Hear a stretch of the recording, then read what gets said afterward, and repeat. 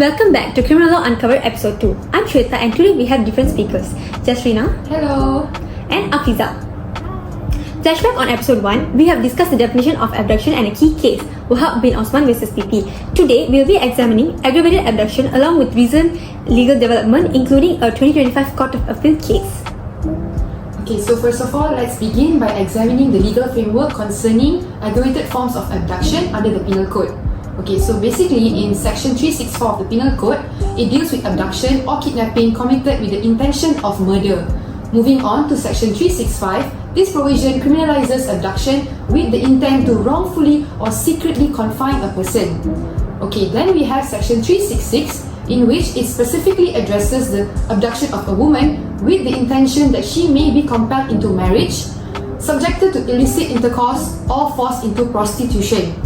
And then we have Section 367, the focus shifts to abduction with the intent to subject the victim to grievous hurt, slavery, or what is referred to unnatural lust. And then we have Section 369, which addresses the kidnapping or abduction of a child under the age of 10 with the intent to steal movable property from the child. So each of these provisions reflects the seriousness which the law views acts of abduction, particularly where there is malicious intent or harm involved. Let's pause for a second to clarify what this section means in real life terms. Okay, so basically in simple terms, Section 364 isn't about harming someone, it's about killing them after kidnapping. That's why the death penalty is an option. And then we have Section 365, it recognizes that confinement in secret, even without violence, can be psychologically and physically harmful. And then we have Section 366, which targets gender-based crimes where women are forced into marriage or sex. And then Section 367 criminalizes abductions for torture, exploitation, and any form of abuse. And lastly, Section 369 focuses on children, particularly when the abduction is to steal from them, like taking jewelry or any valuables. That's how this goes. Miss AFIZA, what do you think about the punishments?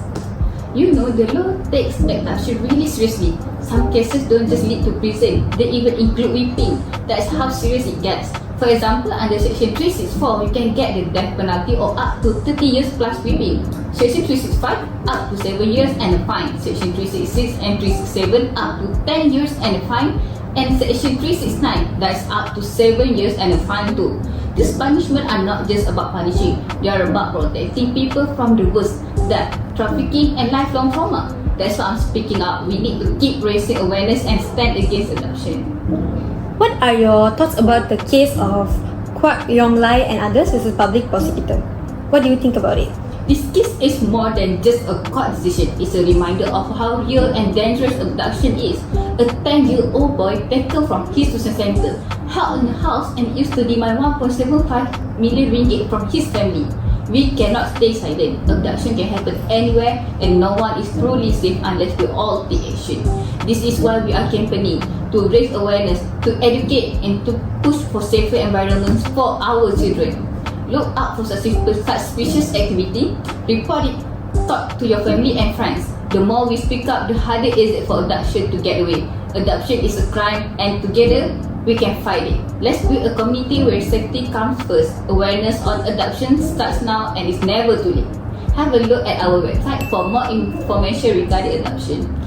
Alright, that brings us to the end of Episode 2. We have now seen how intention turns abduction into a far more serious offence and how Malaysia's laws respond with serious consequences. We also look at the recent Kwak Yong Lai case, which highlighted the gravity of child abduction for ransom.